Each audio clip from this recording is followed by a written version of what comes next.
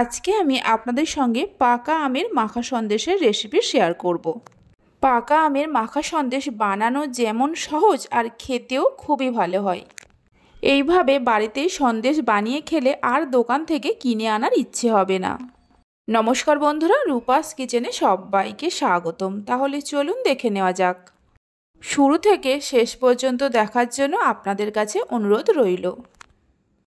প্রথমে দুধ জাল দিয়ে নেব। এখানে আমি হাফ লিটার দুধ নিয়েছি। দুধটা একবার ফুটে ওঠা পর্যন্ত অপেক্ষা করব। ততক্ষণে আমটা রেডি করে নেব। একটা পাকা আম নিয়ে খোসা ছাড়িয়ে নিয়েছি। এবার গ্রেটার দিয়ে গ্রেট করে নেব। আপনারা চাইলে এই আমটাকে ছোট ছোট করে কেটে নিয়ে মিক্সিতেও পেস্ট করে নিতে পারেন। আপনাদের যেটা সুবিধা হয় করে নেবেন। পুরো আমটাই গ্রেট করে নেওয়া হয়ে গেছে। আমটা এইভাবে রেখে দিয়ে এদিকে দেখুন দুধটাও ফুটে উঠেছে। ফ্লেমটা বন্ধ করে দেব।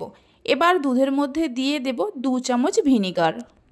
ভিনিগারটা দেওয়ার পর একটু নাড়াচাড়া করলেই দেখবেন দুধ কেটে ছানায় পরিণত হয়ে যাবে।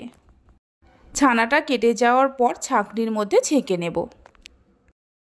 ছানাটা ছেঁকে নেওয়ার পর জল দিয়ে ভালো করে ধুয়ে নেব, যাতে ছানার মধ্যে ভিনিগারের কোনো রকম টক ভাব না থাকে। ছানার মধ্যে যদি টক ভাব থাকে তাহলে সন্দেশের মধ্যেও টক ভাব চলে আসবে। ভালো করে ধুয়ে নেওয়ার পর জল ঝরিয়ে নিয়ে একটা প্যানের মধ্যে ঢেলে নেব। এর মধ্যে আমি আরও কিছুটা ছানা দিয়ে দেব। এটাও হাফ লিটার দুধের ছানা কাটিয়ে ফ্রিজের মধ্যে রাখা ছিল। মোট 1 লিটার দুধের ছানা দিয়ে সন্দেশটা বানাচ্ছি। ছানার মধ্যে দিয়ে দেব কিছুটা গুঁড়ো দুধ। ওজন হিসাবে 100 গ্রামের মতো গুঁড়ো দুধ আছে। আর 3 চামচের মতো চিনি দিয়ে দেব। যে পাকা আমটা গ্রেট করে রেখেছিলাম পুরোটাই দিয়ে দেব। চিনিটা চাইলে আর একটু বেশি করেও দিতে পারেন, তবে আমের মধ্যে মিষ্টি আছে আর গুঁড়ো দুধের মধ্যেও মিষ্টি আছে, তাই 3 চামচ মিষ্টি দিলেই যথেষ্ট। মাখা সন্দেশ খুব বেশি মিষ্টি খেতে ভালো লাগে না, তবে আপনারা যদি বেশি মিষ্টি খান তাহলে চিনির পরিমাণটা আরেকটু বাড়িয়ে দেবেন। এবার সব কিছুকে খুব ভালো করে মেখে নিতে হবে। সব কিছু দিয়ে ছানাটা ভালো করে মেখে নেওয়ার পর প্যানটা গ্যাসের ওপর বসিয়ে দেব। মিডিয়াম ফ্লেমে প্রথমে 2-3 মিনিট রান্না করে নিতে হবে। মিডিয়াম ফ্লেমে 2-3 মিনিট রান্না করে নেওয়ার পর ফ্লেমটা একটু কমিয়ে দিয়ে এইভাবে নাড়তে নাড়তে আরও কিছুক্ষণ সময় ধরে রান্না করে নেব।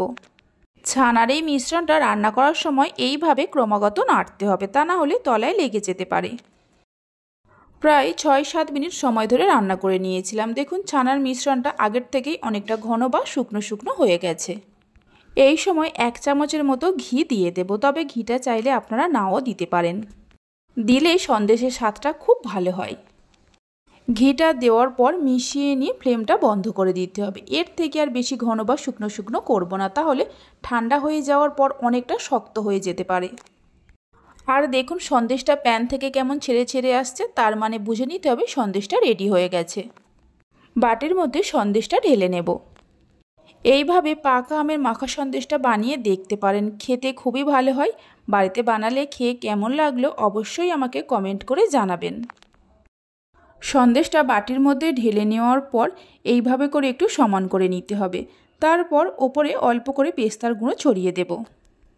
কিছুক্ষণ এইভাবে রেখে দিয়ে ঠান্ডা করে নেব। আপনারা চাইলে ফ্রিজের মধ্যে রেখেও ঠান্ডা করে নিতে পারেন।